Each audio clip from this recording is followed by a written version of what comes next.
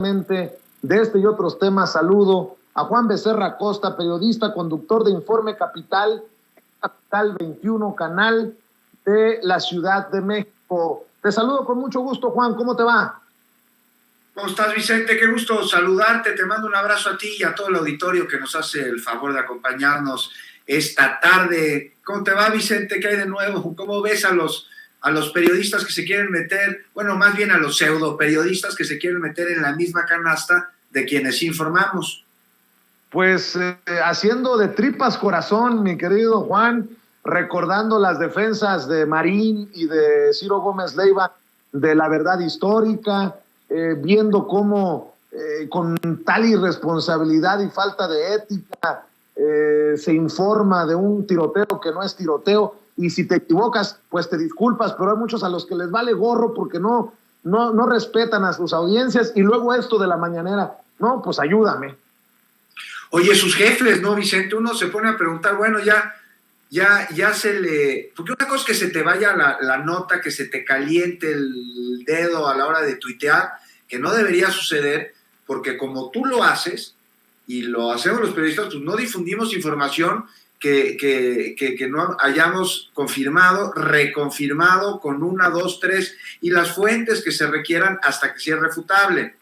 Pero bueno, no es la primera vez que vemos estos cuates, hablan sobre la salud del presidente, dicen que tienen comunicación con su médico, y que tienen información que resulta que no fue cierta. Ahora hablan sobre una balacera y una bomba en el aeropuerto de Cancún. Pues ya los conocemos, ya sabemos quiénes son, pues sus jefes. O sea, me imagino que hay alguien arriba, debe haber un coordinador editorial, debe haber un director, debe haber un dueño. Y finalmente estos personajes pues no solo se representan a sí mismos, sino al medio para el que trabajan, y con este tipo de cosas pues pierden credibilidad, pierden validez, y quedan ahí metidos en un nicho de un sector de la población que los escucha sin importar si lo que dicen es verdad o es mentira, porque quieren justamente escuchar sus mentiras para hacerse tontos ellos mismos y creer que es la verdad. Y esto, en un momento de enorme polarización, pues atenta contra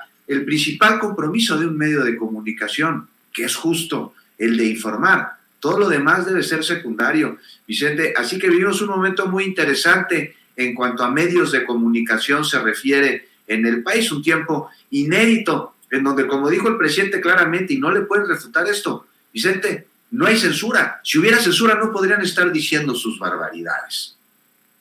Definitivamente, y bueno, pues en ese sentido, el intercambio de la corresponsal de Al Jazeera con el presidente Andrés Manuel López Obrador,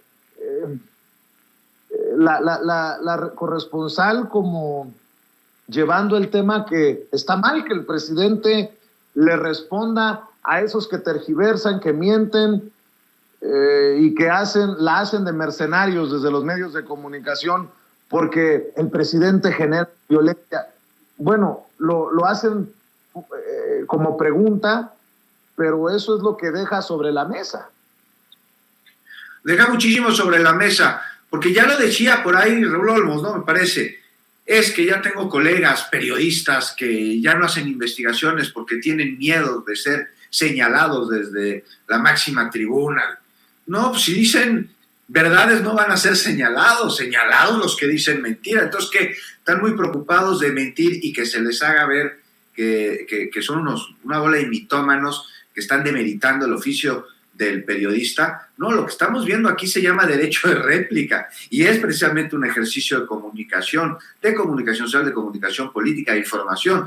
Si sale un comunicador a plantear una investigación, una nota, un comentario, un tuit, en donde la información que ofrece pues no es verídica, y pues el afectado tiene este derecho de réplica, y ahora se ejerce desde el poder político. Lo que pasa es que, a diferencia de antes, bueno, pues ahora sí hay separación de poderes en México, y ya quienes tienen el poder político pues no tienen el poder mediático. Pues antes tenían una bola de cuates, y el presidente jalá con todos los medios de comunicación, los tenía bien aceitados en su bolsa, y pues ahí los veías, ¿no? En sus reuniones, en sus fotos, y construyó una especie de opinología ilustrada, encabezada por Krause o por Aguilar Camín, que se pusieron el traje de intelectualoides y que de repente parecía, bueno, Aguilar Camín nunca, pero otros sí, parecían medio críticos del poder político. ¿Y cuál? No, pues todo estaba perfectamente planeado para dar la falsa sensación de que había periodismo crítico. En eso sí había censura, te corrían del país, te quitaban tu medio, te dejaban de mandar el papel. No, ahora lo que hay es transparencia. Vicente, y vemos aquí un asunto delicado. Ya viste que lo andan metiendo con tintes de golpeteo politiquero, el complicado asunto de violencia contra periodistas en nuestro país, ¿no? Sí, dame tu opinión, dame tu análisis sobre todo esto, Juan. Pues preocupante, ¿no? Digo, de entrada es un asunto delicado, requiere de atención, de acciones oportunas e inmediatas, pero la violencia contra periodistas, y en eso nadie puede estar en desacuerdo, más que aquellos que atentan contra la sociedad, contra la información y contra sus derechos, pues vemos que no es un tema nuevo, ¿no? Irreprobable que se utilice la violencia contra periodistas como arma desestabilizadora, que viene de intereses mezquinos, que no responden al interés de la comunicación y de la sociedad, sino a intereses políticos y económicos que buscan golpetear para desacreditar. Y es que como la oposición, las transnacionales que están viendo que se les acaba la mina de oro para sacar recursos de los mexicanos, carecen, bueno, los primeros de proyecto y los segundos de razón, pues utilizan lo que sea para intentar generar en la percepción ciudadana una opinión desfavorable al proyecto de la 4T. Y por eso es que están pasando a ser especialistas pues, en hidrocarburos, a medioambientalistas, para después ser especialistas en aeronáutica, y luego regresan, ¿no?, a su especialización en epidemiología. Pues mira, si quieres vamos por partes. La violencia contra periodistas, Vicente, en México no es algo nuevo, trae mucho tiempo atrás. O sea, durante la Guerra Sucia, ¿cuántos periodistas no fueron desaparecidos? De manera más reciente, durante el sexenio Calderón, 101, en el de Peña Nieto, 96. A hoy, más de la mitad del sexenio, van 52 en México. Datos estos que te doy que no coinciden con lo que plantearon los eurodiputados, por ejemplo, ¿no?, en su amonestación, aquella amonestación a México por la violencia contra periodistas, y además de que dieron información que de plano es mentira. Y aquí es la segunda parte que te quiero plantear. ¿Por qué se pronuncian hasta ahora y no cuando, mientras mataban periodistas, pues también se aprobaba una reforma que dejó en charola de plata a empresas europeas, españolas, los recursos energéticos de los mexicanos, ¿no? ¿Y por qué dicen ahora que por primera vez se reconoce el problema y se revisa y se modifica la política de atención a violencia contra los periodistas, pues toda su cantaleta? Te doy datos. Mira, los ataques a periodistas son un componente más de una crisis de derechos humanos. Y hay un mecanismo de protección, pero este mecanismo no se ha entendido. O sea, está solo, porque las autoridades que desde su creación, la creación del mecanismo, han tenido que proteger, pues no, Vicente, se convirtieron en parte del problema. Y es que al menos 40% de agresiones a periodistas las hacen autoridades municipales. Entonces ahora el mecanismo pues, no tendría que estar supliendo las obligaciones de estas policías municipales, estatales o de las fiscalías, pero lo hace. ¿Por qué? Porque hay falta de claridad. ¿Qué se necesita? Una ley general. Ahora, una ley general en la que ya se está trabajando para que las atribuciones y las responsabilidades queden bien claras para todas las partes, ¿no? Y que no queden nada más en solicitudes, sino en obligaciones. Entonces sí hay mucho que hacer, Vicente, pero ¿cuál es la diferencia con gobiernos anteriores o con lo que señalan desde fuera? Pues que ahora sí se está haciendo, que por primera vez hay voluntad y ejecución. Ahora, ¿falta mucho? Sí, muchísimo. Y si bien la culpa de la violencia no es de este gobierno, sí lo es la responsabilidad de resolverlo. Y por ello el mecanismo que los protege no tendría que ser la única instancia que lo haga. Y por eso urge una estrategia de seguridad que coordine, que no delegue. Pero yo veo que se está trabajando en ella. Y los resultados sobre las investigaciones de los últimos homicidios, pues ahí están, a diferencia de lo que pasaba antes. Así es. Fíjate, Juan, antes de que te vayas, estoy viendo que hace aproximadamente 20 minutos el INE acaba de publicar un comunicado. Este INE que, carambas, a veces resulta más panista que los panistas, más X que el señor X, entendió el que entendió. El INE dicta medidas cautelares a 13 titulares de gobiernos locales por difundir propaganda gubernamental durante la revocación de mandato. Ordena a 10 gobernadores, 2 gobernadoras y a la jefa de gobierno que retiren mensajes de Twitter porque de forma preliminar exaltan logros, obras y acciones de gobierno que contravienen el marco constitucional en vez de electoral. El INE emite medida cautelar contra un spot de Morena, también en Tamaulipas, con posible contenido calumnioso.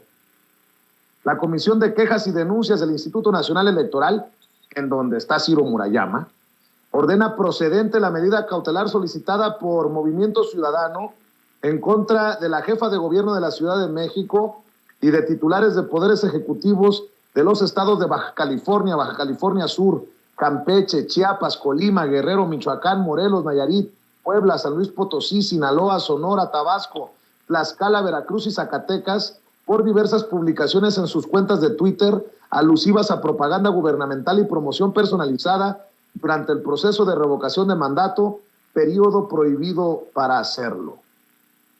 Se consideró procedente conceder las medidas solicitadas por 48 publicaciones en esta red social, de las cuales 10 son de la jefa de gobierno, 3 de la gobernadora de Baja California, 2 del gobernador de Baja California Sur, 7 de Chiapas, 1 de Guerrero, 1 de Morelos, 1 de Nayarit, 11 de San Luis Potosí, 4 de Sinaloa, 4 de Sonora, 1 de Tabasco, 2 de Veracruz y 1 de Zacatecas, ya que de su análisis se desprende que realzan y exaltan logros y acciones de gobierno que no están permitidos dentro de las excepciones que establecen en el marco normativo y constitucional. Bueno, los nombres ya los conocen: Claudia Sheinbaum, Marina del Pilar Ávila Olmeda, Víctor Manuel Castro Cosío, Rutilio Cruz Escandón Cárdenas, Evelyn Salgado Pineda, Cuauhtémoc Blanco Bravo, Miguel Ángel Navarro Quintero, Ricardo Gallardo Cardona, Rubén Rocha Moya, Alfonso Durazo Montaño, Carlos Manuel Merino Campos, Cuitláhuac García Jiménez, David Monreal Ávila. En fin, así las cosas con este INE, que mi lectura es que está abiertamente y descaradamente contra lo que huela a revocación de mandato, contra lo que huela al presidente Andrés Manuel López Obrador, contra lo que huela a Morena, contra lo que huela a la Cuarta Transformación. Esa es mi opinión. Aclaro, mi querido Juan. Coincido al 100% con tu opinión. Me parece que los consejeros del INE han caído ya de plano en una conducta absolutamente pueril, berrinchuda, de niño mimado y consentido. No, terrible, Vicente. O sea, es que, mira, la veda electoral ha sido un conjunto de medidas. ¿Con qué sentido? ¿Con el de reflexionar el voto o con el de evitar la difusión? Porque la veda electoral se construye precisamente para que la ciudadanía tenga la posibilidad de reflexionar su voto y no existen elementos por parte del gobierno, de funcionarios, en donde pudieran incidir en su intención de voto. Aquí lo que se está haciendo, o que lo que más bien se está intentando hacer, no se puede hacer porque el INE lo prohíbe, es llamar a la ciudadanía a que participe en un ejercicio que es suyo, porque no es la consulta de revocación de mandato del presidente de la República, es la consulta del pueblo de México que mandató a que se llevara a cabo votando por Andrés Manuel López Obrador, y luego a través de una serie de procesos como la recolección de firmas, procesos que conocemos bastante bien. Es un ejercicio de participación ciudadana que garantiza el derecho al pueblo a algo que no ha ejercido jamás en su vida, que es el poder. El poder emana, el poder supremo emana del pueblo. Y entonces, pues tenemos ahora la posibilidad de dejar blanco al presidente de la República cada 6 años, y cada 3 revisa su gestión. Imagínate si hubieran tenido este ejercicio con presidentes anteriores. Otro gallo nos habría cantado. Ahora lo que ven es que están apanicados porque creen que podrían regresar en algún momento al poder, y entonces ahí sí habría una crisis de gobernabilidad tal que sacarían al presidente a los 3 años. Porque dicen, oye, ¿qué pasa? Si sacan al presidente va a haber una crisis de gobernabilidad. No, señores, sacan al presidente. Que había crisis de gobernabilidad antes, y no es un ejercicio ocioso, es un ejercicio en el que a través de la opinión personal que se vuelve después colectiva con el conjunto de votos, se decide cuál es el futuro del país. Un derecho que como mexicanos nos corresponde, un derecho que vaya que nos hizo falta en el pasado y un derecho que debemos abrazar. Y el INE pues, nos los quiere patear. Pinches cabrones, perdóname Vicente, pero son unos jugadores que se visten como árbitro cuando no lo son, que se vayan a un partido político a hacer oposición allá, por dignidad, por patriotismo, que dejen su cargo en el INE si no van a ser árbitros. Qué bueno que vaya a haber una reforma.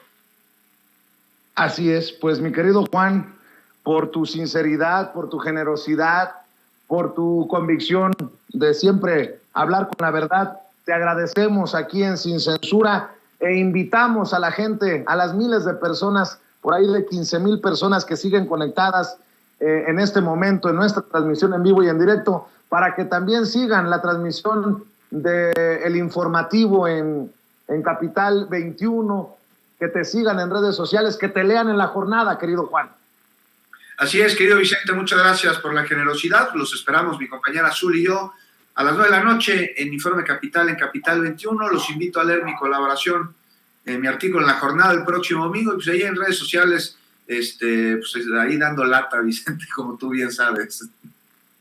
Mi querido Juan, lata la que te damos nosotros para que siempre estés conectado con la audiencia de Sin Censura. Yo te mando un abrazo y que continúen los éxitos. Estamos al pendiente, Juan.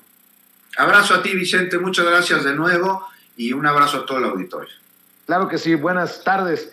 Recuerde que de 2 a 3 tenemos más contenido en nuestros canales de YouTube, que más noche regreso. Estoy pensando si transmitir o no en el Zócalo capitalino esta noche, porque hay panistas que dicen que quieren debatir conmigo.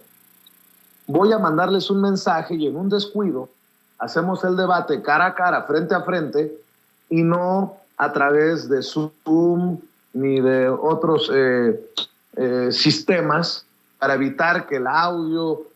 ya ve que normalmente termina uno afectado, o el que está a distancia o el que está transmitiendo. Pero bueno, le confirmo durante la tarde. Recuerde que a partir de las 7 nos vemos en Sin Censura Nocturno. Pero Toño, quiero que nos despidamos